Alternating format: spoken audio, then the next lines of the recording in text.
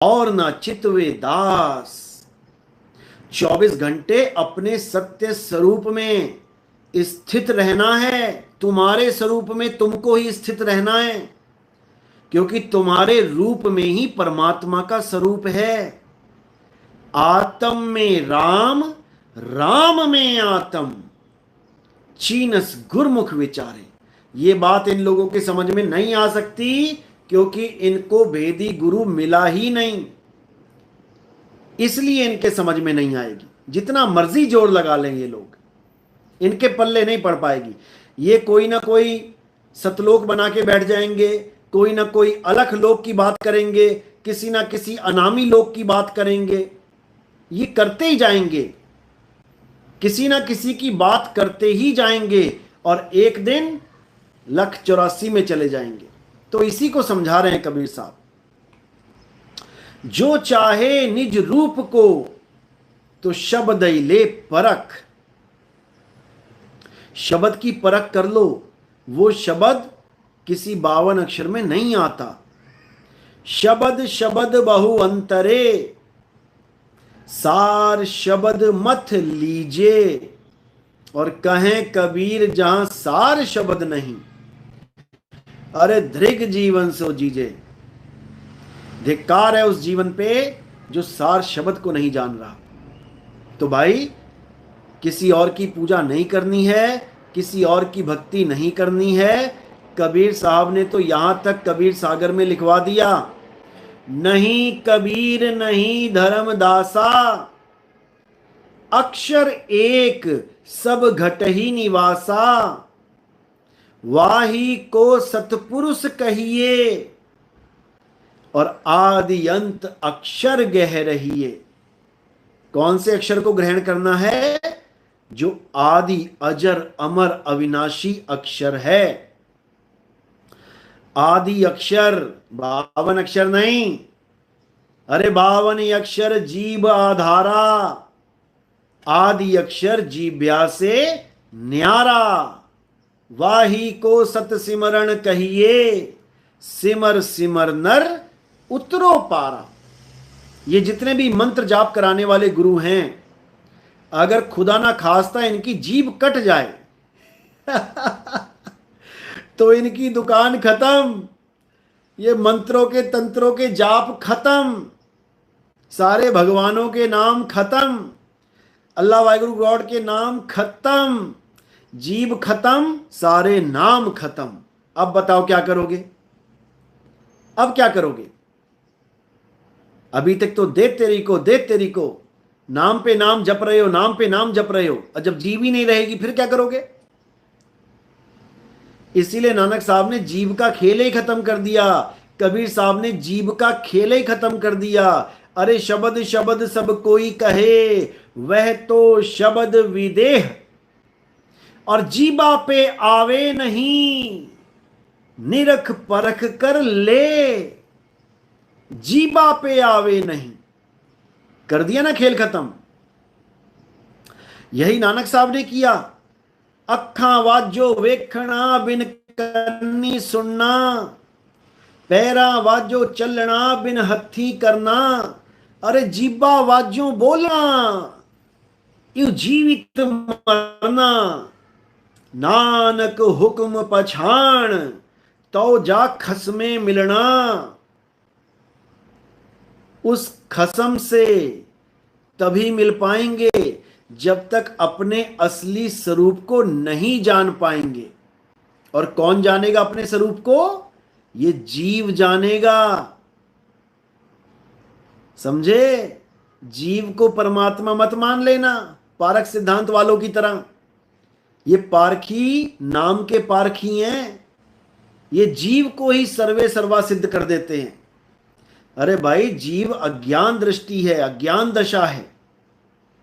बहुबंधन में बांधया एक बेचारा जीव, और केवल छूटे आपने जो न छुड़ाए पीव। समझ लो, राम नाम सत्य है। 2 अक्षर वाली वाणी ने सबको हिलाकर रख दिया गुरुजी। इसीलिए परमात्मा ने पहले ही ये वाणी इन लोगों के ग्रंथों में डलवा दी। रामपाल जी की ग्रंथ में डलवा दिया, राधा स्वामी के ग्रंथ में डलवा दिया, मधु परमहंस जी के ग्रंथ में डलवा दिया। इसीलिए डलवा दिया क्योंकि यही ब्रह्मास्त्र है युग पलटने का। समझे? इसको इतना मशहूर कर दिया कि अब मुझे केवल एक बार बोलने की जरूरत पड़ती है, लोगों ने सुन रखी है पहले से ही। इसके अलावा मदन साहब की कोई वाणी नहीं जानता। अभी 2 4 5 10 दिनों से मैं एक बोलने लगा हूं, तब जाके लोगों को दूसरी वाणी पता लगी है मदन साहब की, क्योंकि ये एक वाणी ही परमाणु बम है इस कलयुग का। दूसरी वाणी कौन सी है? शब्द स्वरूपी ज्ञानमय दया सिंधु मत धीर और मदन सकल घट पूर्ण है करता सत्य कबीर।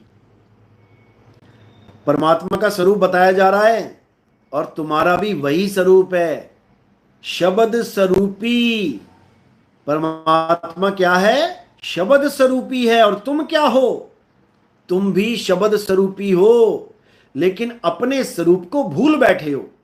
इसलिए तुम्हें जैसा भी गुरु मिल रहा है, जो भी शब्द दे रहा है, तुम उन शब्दों को जपने में लगे पड़े हो। अब अपने स्वरूप को पाने के लिए क्या करना पड़ेगा? इन सारे शब्दों को फेंको किनारे और अपने स्वरूप को, अपने असली स्वरूप को, अपने निज शब्द को पहचानो। समझो, शब्द को पहचानो। उसी शब्द में परमात्मा का वास है, क्योंकि शब्द ही परमात्मा है। गुरु ग्रंथ साहब आप पढ़ेंगे, आप गुरुद्वारे जाते हो, गुरुद्वारे में जो लास्ट में अरदास होती है उसमें देखो क्या बोलते हैं, जो प्रभु को मिलबोच है, यानी जो प्रभु से मिलना चाहता है तो खोज शब्द में ले। लेकिन कौन से शब्द में खोजूं ये नहीं पता। अब तुम सिख बन गए तो वाहिगुरु वाहिगुरु शब्द में खोजो, हिंदू हो तो राम राम कृष्ण कृष्ण शब्द में खोजो, मुसलमान हो तो अल्लाहू अल्लाहू में खोजो, ईसाई हो तो हालेलुया में खोजो, गॉड गॉड में खोजो। सब 52 अक्षरों में खोजने में लगे हैं। और गुरु ग्रंथ साहब में बिल्कुल क्लियर कट बता दिया गया, 52 अक्षर जोरे आन, सक्या न अक्षर एक पहचान। उस एक अक्षर को पहचानना है, जपना नहीं है 52 अक्षर। उस एक अक्षर को पहचानो कि वो एक अक्षर क्या है, फिर देखो क्या होता है।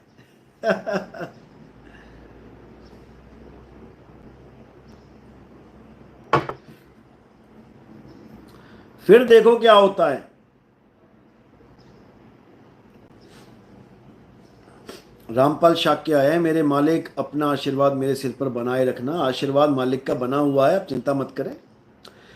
गीता हिसार, वाह मेरे दयालु दाता वाह।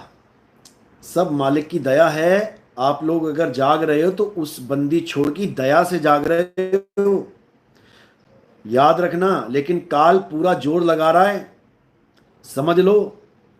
चारों तरफ से काल हावी है, पता नहीं कौन कैसे कैसे भरमाने में लगा हुआ है।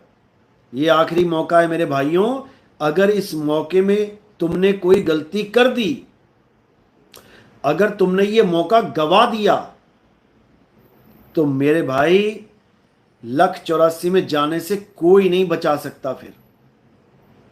इसलिए अच्छे से समझ लो मैं क्या समझाना चाह रहा हूं। ऐसे बहुत से लोग आएंगे जो बोलेंगे नितिन दास तो आत्मा की पूजा करवाता है, नितिन दास तो आत्मदेव की साधना करवाता है, इसको परमात्म देव का पता नहीं है। ऐसे ऐसे बोलने वाले भी आएंगे, और जो कच्चे घड़े होंगे वो कहेंगे अरे हाँ बात तो सही है, नितिन दास तो आत्मदेव ही करता है। अरे भाई, आत्मदेव ही परमात्मा है और जीवात्मा खोजी है। जीवात्मा को आत्मदेव मत समझ लेना। गुरु ग्रंथ साहब में संतों की वाणी है, आत्मदेव पूजिए गुरु के सहज सुभाए। तो फिर तो वो आत्मा की बात कर रहे हैं, परमात्मा की तो बात ही नहीं हुई। ऐसे भरमाने वाले भी बहुत मिलेंगे, लेकिन जो कच्चा घड़ा होगा वही भरमेगा। पक्के घड़े को कोई भरमा नहीं सकता। समझे?